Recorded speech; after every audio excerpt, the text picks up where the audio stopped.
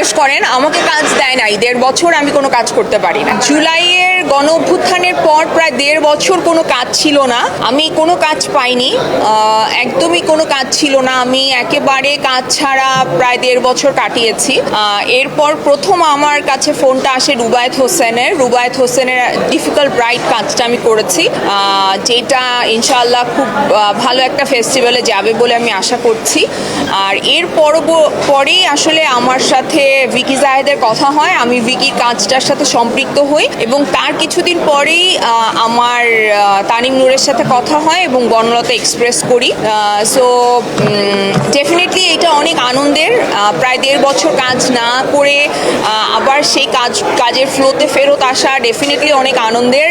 আর কাজগুলো ভালো যাচ্ছে, সেইটা আরও বেশি আনন্দের। যারা আমাকে কাজ দেয় নাই তাদেরকে জিজ্ঞেস করেন, আমাকে কাজ দেয় নাই, 1.5 বছর আমি কোনো কাজ করতে পারি নাই। এখনো পর্যন্ত হাউসফুল যাচ্ছে। আমি জীবনে কোনোদিন এরকম সুপারহিট সিনেমার অংশ হই নাই।